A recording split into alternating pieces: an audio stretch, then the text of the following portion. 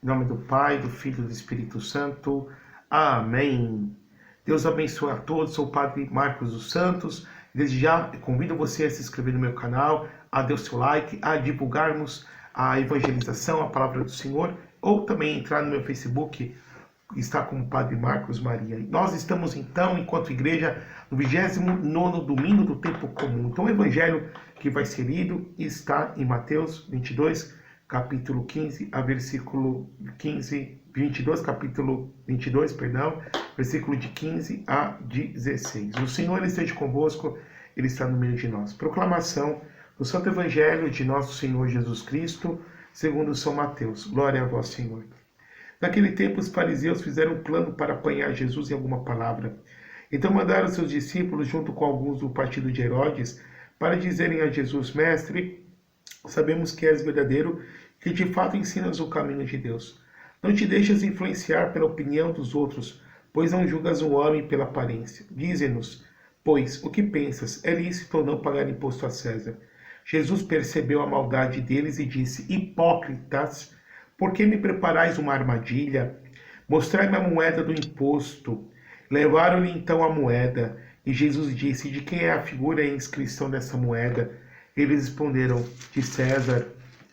Jesus então lhe disse: Dai, pois, a César o que é de César e a Deus o que é de Deus. Palavra da salvação. Glória a vós, Senhor, que pelas palavras do Santo Evangelho sejam perdoados os nossos pecados. Amém. Ave Maria, cheia de graça, o Senhor é convosco, bendita sois vós entre as mulheres, bendito o fruto do vosso ventre, Jesus.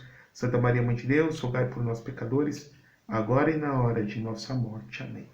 Então, irmãos, nós agora há pouco escutamos este evangelho que São Mateus está relatando para cada um de nós, quando os fariseus, os do partido de Herodes, ou seja, os herodianos, se aproximam de Jesus com uma intenção de aplicar-lhe uma trapaça, de armar-lhe uma armadilha. E Jesus percebeu toda a maldade do seu coração. Esses homens que se acercaram de Nosso Senhor como serpentes, como cobras. É interessante, justamente como os animais, aqui eu tomo a liberdade de abrir um parêntese, muitas vezes eles expressam os vícios ou as virtudes dos homens, né? Então, exemplo, nós podemos dizer do vício que nem um porco, né? Para dar um exemplo, né? O porco tem aquela dobra na cabeça, e ele sempre acaba olhando para baixo, ele não é um animal que consegue olhar para cima. Então a gente vê no Antigo Testamento como que Deus proibindo os judeus de comerem carne de porco, mas para poder fazer alusão, a lembrar virtudes ou defeitos, ou seja, símbolo do homem, o porco que só olha para baixo, do homem que não consegue olhar para o alto, que não olha para o céu, o porco que defeca e come, come e defeca o que come, ou seja, essa relação com a imundície. Assim como nós temos, por exemplo, o chacal, também um animal impuro, né? O leão ia lá, matava o animal, e aí depois o chacal ia pegar os restos dos animais devorados. Símbolo do homem que acaba se dando bem com a desgraça dos outros. Como também animais que simbolizam as virtudes. Por exemplo, o leão, o rei dos animais. O leão que não é o animal mais forte, o elefante é mais forte que o leão. Não é o animal mais veloz, o leopardo é mais veloz que o leão, mas ele traz a coroa na sua cabeça. E ele, com o seu rugido, quando está num lugar mais alto, seja do deserto ou da selva, todos abaixam a cabeça e reconhecem a sua majestade. Ou também um animal sempre simbolizado como símbolo da trapaça e da maldade é a serpente. A serpente, que é um animal que ela vai lá atacar sua presa, ela seduz com os seus olhos, ela nunca caminha honestamente, seguindo em frente, como um leão, por exemplo, mas ela vai sempre sendo sinuosa, da direita para a esquerda, como o diabo, que é o pai da mentira, com a sua língua bifurcada, trazendo a mentira com pintadas, com parcelas, com fragmentos de verdade para seduzir. Estes homens, como serpentes, hipócritas, como Jesus mesmo vai dizer, veio primeiramente elogiando Jesus, Rabi, chamando Jesus de mestre. Porém não queriam ter Jesus como mestre, porém não queriam seguir a Jesus. Estavam elogiando para depois armar uma emboscada, para dar um bote. E Jesus, já lendo os seus corações, já percebe toda a maldade. E eles vêm trazer para Jesus, vêm trazendo um dilema, uma pergunta para Jesus: é lícito ou não pagar imposto a César? Aqui é necessário ter uma noção histórica para entendermos o Evangelho. Estamos falando aqui do século I, do começo do século I. A Judéia, portanto, do Oriente Médio, beirando o mar Mediterrâneo, fazia parte como província do Império Romano. Então, o Imperador Romano que morava em Roma, governava em Roma, onde é hoje a Itália, também acabava tendo a Judéia, onde é hoje o atual Israel, como província. E circulava como moeda, como unidade financeira em todo o Império, a moeda com o rosto do imperador. Daí que Jesus, primeiramente, os chama de hipócritas. Hipócritas. Por quê? Porque eles disfarçaram seu interesse maldoso com uma pergunta da qual eles já sabiam e tinham a resposta. Como assim, padre? Quando eles perguntam, é lícito ou não pagar imposto a César? Aqui uma armadilha. O padre explica. Se Jesus dissesse assim, olha, não é lícito pagar o imposto, por quê? Porque é uma moeda pagã, porque traz o rosto do imperador, porque o imperador era tido no império como um deus, como uma divindade, e era idolatrado, ou seja, era uma moeda impura. Então dizer assim, não devemos pagar o imposto. Se Jesus fala, não devemos pagar o imposto, o que acontece com Jesus? Eles iriam levar para o procurador romano e Jesus seria acusado como rebelde, como o sublevador do império, e eles conseguiriam um intento de matá-lo. Se Jesus diz assim, olha, devemos pagar o imposto, iriam acusar Jesus de estar a favor dos romanos. Então aqui nós percebemos a maldade, como foi, depois nós vamos ver durante a Semana Santa, com a condenação de Jesus. Então, quando o Sinédrio, o tribunal judaico, condena Jesus, o condena por heresia. Ele diz ser filho de Deus. Mas quando eles querem crucificá-lo, levar Jesus e pressionar o procurador romano a crucificá-lo, o acusam. Ele quer ser rei, ele quer ser mais do que César. Então aqui nós percebemos a maldade. Nosso Senhor os chama de hipócritas.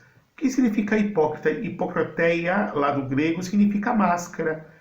Ou seja, na antiguidade, nos teatros gregos, os atores usavam máscaras. Não é como hoje, que ele disfarça o choro não querendo chorar ou a alegria não querendo estar alegre. Mas os atores, eles trocavam a máscara do riso, que era o símbolo da comédia, e muitas vezes pela máscara do pranto, símbolo da tragédia. Então, a tragédia e a comédia, né? A máscara que sorri, a máscara que chora. E durante, então, a encenação, eles iam trocando de máscaras.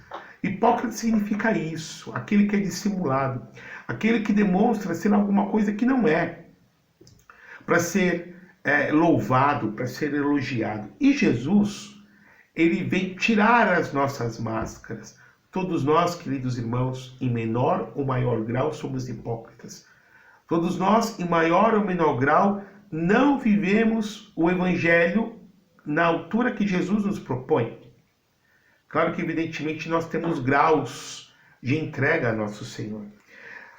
Mas aí, quando trazem a moeda para Jesus, Jesus devolve uma pergunta. De quem é essa esfinge? De quem é essa figura? E a inscrição da moeda? É de César. E Jesus dá em sentença tão sábia que desconcerta todos os fariseus e também os herodianos. Dai a César o que é de César, dai a Deus o que é de Deus. Então, se a moeda é de César, dai a César. Mas o que é de Deus? De Deus é todo mundo, de Deus é todo o universo. Nós somos de Deus, porque Deus é o Criador, então nós que somos suas criaturas, devemos dar a Deus o culto público e o culto privado que Ele merece. Dai a Deus o que é de Deus, dai a César o que é de César. Queridos irmãos e irmãs, veja bem, nosso Senhor aqui não está separando aquilo que é o privado daquilo que é do público, como muitas vezes nós pensamos. Nós que vivemos num estado leigo, num estado laico, em que há separação do religioso com o civil, da igreja com o Estado, em que se encontra a igreja de um lado e o Estado do outro. Esse modelo laico que vem desde a Revolução Francesa, de 1789. E muitos cristãos pensam assim: bom, eu sou católico, então eu vou viver meu catolicismo privadamente. Mas que se dane o mundo que viva no pecado, desde que eu viva privadamente o meu cristianismo, a minha devoção. E não! Nós devemos lutar para que a nação possa ser cristã, para que a nação possa ter e tenha Jesus Cristo como seu Senhor. Como diz o Salmo 33, feliz a nação que tenha Deus por Senhor. Feliz a nação. Ou seja, é inadmissível se nós, como que somos cristãos, aqui eu não entro na questão denominacional, católico romano, ortodoxo ou protestante, os evangélicos. Não. Se nós somos cristãos, devemos lutar para que a nação também tenha Jesus como Senhor, para que as nossas leis tenham Jesus como Senhor. É inadmissível que uma nação cristã, por exemplo, legalize o aborto. Legalizar o aborto não é ter Jesus como Senhor, mas é ter Satanás como Senhor. Legalizar o aborto, legalizar as drogas. Só uma família que tem um viciado em drogas sabe o malefício, a malignidade que justamente as drogas causam, não só a pessoa, mas a família daquele que é dependente químico. É inadmissível, por exemplo, queridos irmãos, a união civil gay. Ou seja, nós reconhecemos como família aquilo que Deus não reconhece como família, que é homem, mulher e seus filhos.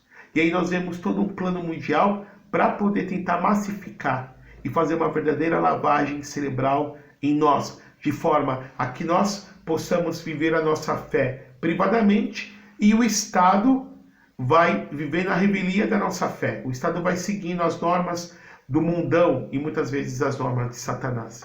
É inadmissível que nós, como os cristãos, fiquemos de braços atados, vendo tentativas de legalizar o aborto, de legalizar as drogas, tentativas de justamente legalizar a eutanásia, como eu disse, a união civil gay, a ideologia de gênero, tudo isso. Nós não podemos, queridos irmãos, ficarmos quietos. Dar a Deus o que é de Deus e dar a César o que é de César. Mas também César pertence a Deus, porque tudo pertence a Ele e tudo deve ser submetido a Ele. Jesus Cristo quer reinar. Jesus Cristo quer ser Senhor, não só da minha vida, da sua vida você que está me escutando e assistindo, mas de todo mundo, de todo o universo, o Pantocrator.